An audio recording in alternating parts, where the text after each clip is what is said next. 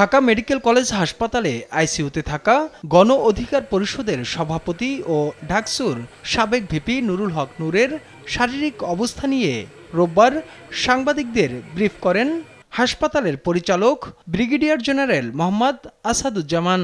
আমাদের যেটা one stop emergency centre জানান, ধীরে ধীরে সুস্থ হচ্ছেন নূর।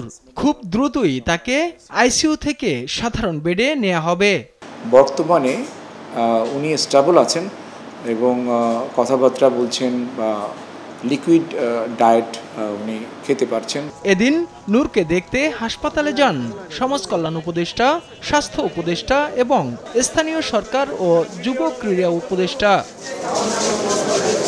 উপদেষ্টা আসিফ মাহমুদ সজীব ভুঁইয়া বলেন, এ ঘটনায় যারাই জড়িত থাকুক তাদের আইনের আওতায় আনা হবে।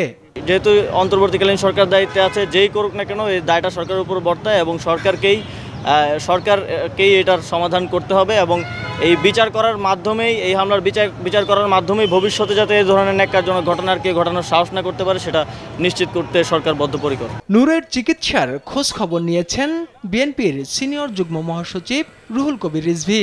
এ সময় তিনি অভিযোগ করেন, এটি সাধারণ ঘটনা নয়, বৃহত্তর পরিকল্পনার অংশ।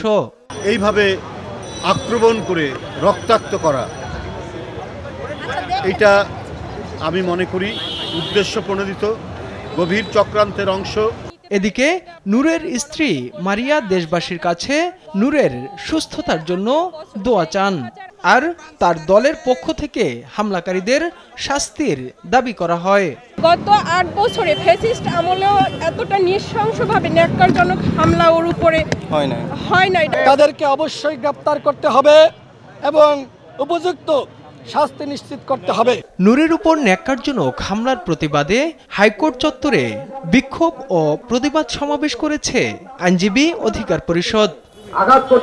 তাইফুর রহমান তুহিন, দেশ টিভি, ঢাকা।